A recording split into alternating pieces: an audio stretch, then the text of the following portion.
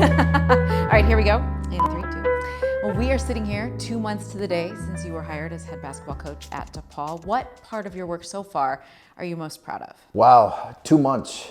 It's flown by. It's flown by. But assembling the team and the staff, everything else, everything else was put kind of on the back burner. We had to build a team that we felt good about. We had to build a staff that we felt like was one we'd be really proud of, and we have. You've added a number of staffers to your staff who were former head coaches. Was that important to you? It was honestly not something I looked at or not something I even evaluated as a criteria for our staff. One of them, really a couple of them I brought from Ohio State. One was Jack Owens, former associate head coach at Purdue. Then he went to be the head coach at Miami of Ohio. Another one was Brandon Bailey, DePaul grad. I think Brian Mullins was a really critical one for us. Just who he is as a coach and who he's been as a player, and his experience at Loyola with the Final Four team. He was a really critical one. And then obviously we added LaVall Jordan and some other guys as well. So it wasn't a criteria, but I'm glad we did it. Obviously your fan base, the appetite is there. What have you learned about the DePaul fans and their hunger to have a winner? You said it, they are hungry. Yeah. They are so hungry. I think for a relevant college basketball team in this new era of college basketball and in the Big East, which is typically, as you know, the top 2 or 3 league in the country. They're really hungry. I think in these first couple years, how we play, how we compete, the way in which we go about it, I think will be really fun and engaging for fans to watch and take hold of. How do you recruit Chicago? Well, it'll be a priority for us. It's a big city, as we all know, with a ton of talent, and we're going to make this area a priority. We're going to make Chicago, the city and the suburbs, a priority. But I think the 2 avenues, high school recruiting and the transfer portal, are going to be a priority in recruiting Chicago in the suburbs. And high school obviously is an avenue we all know, but this transfer portal now, kids that go away and maybe play somewhere else, or their experience isn't what they hoped it would be somewhere else, and they want to come back home and get a great degree at DePaul and finish their college career at DePaul and be close to family and friends, that's going to be an area that will really target both young men who come from Chicago, the city, as well as the suburbs.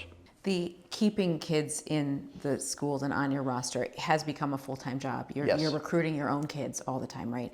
How has that part of this kind of process and transition been for you? And the name and likeness is here to stay, yes, like it or not. So how are you battling and balancing that as you're trying to build a program?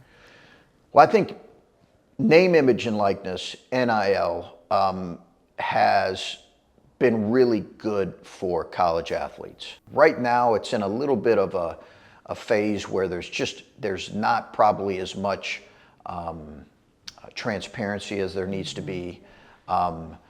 And it just needs to be probably organized in a better way. And there needs to be more coordination from leagues to the NCAA across the board.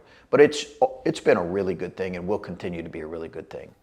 As we sit here now, we're still months away from the season, but what do you think is a realistic expectation for you for year one, or what you want this to look like in year one? I'd love for us, and I believe we will, to continue to grow throughout the season and get better as the season goes on. I think the reality, you just want to become the very best version of yourself, and that can be different from team to team. And obviously we haven't had a chance to work with our team yet, right. So we're going to learn that. But I do think the way in which we play, how we compete, is what I will want to see. And do we get better as the year goes on? That's awesome. Have you connected with the other college coaches in the city? And how has that kind of helped with your transition?